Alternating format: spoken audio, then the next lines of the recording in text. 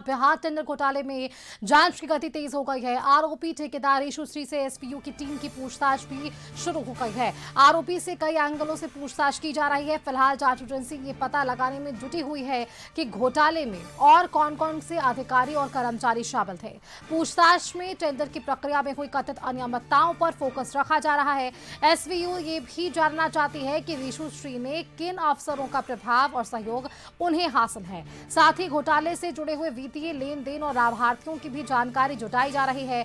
जांच एजेंसी की अहम दस्तावेज और डिजिटल साक्ष्य मिलने की भी उम्मीद है।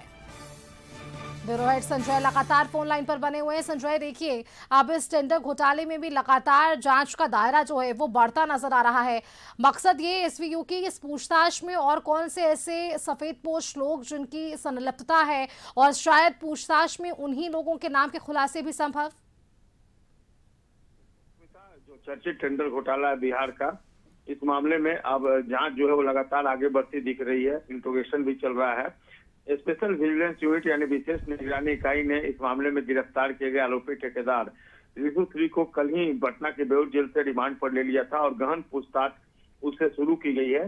जांच एजेंसी का मुख्य फोकस इस बात पर है कि कथित घोटाले में किन किन अधिकारियों, कर्मचारियों और दूसरे लोगों की भूमिका क्या रही है और टेंडर प्रक्रिया में किस तरह अनियमितताओं को अंजाम दिया गया है। सूत्रों की माने तो पूछताछ के दौरान यशुश्री से कई अहम सवाल किए जा रहे हैं। एसवीयू यह जानने का प्रयास कर रही है कि सरकारी विभागों में किस तरह उसकी पहुंच थी और किन अधिकारियों के सहयोग से टेंडर हासिल किए गए। एजेंसी यह भी पता लगा रही है कि टेंडर आवंटन प्रक्रिया में नियमों को दरकिनार कर किसी विशेष कंपनी या व्यक्ति को लाभ पहुंचाया गया या नहीं। जांच के दौरान वित्तीय लेन देन, बैंक खातों, संपत्तियों और कथित लाभार्थियों से जुड़े बिंदुओं पर भी विशेष ध्यान दिया जा रहा है।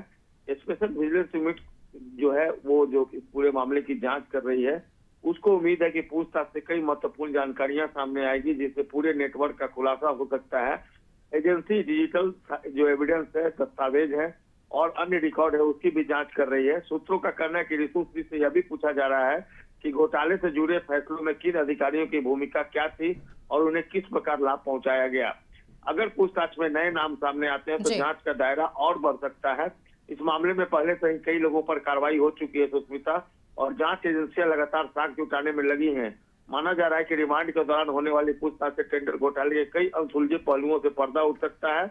अब सभी की नजर स्पेशल विजिलेंस यूनिट की अगली कार्रवाई और जांच के निष्कर्षों पर टिकी हुई है। जी सुष्मिता। बिल्कुल, आपने संजय ठीक कहा। पूछताछ पर ही अब सबके नजर हैं कि आखिरकार इस पूछताछ में और क्या बड़े खुलासे संभव है। बहुत शुक्रिया आपका इन दोनों खबरों पर तमाम जानकारियां हमारे दर्शकों तक साझा करने के लिए।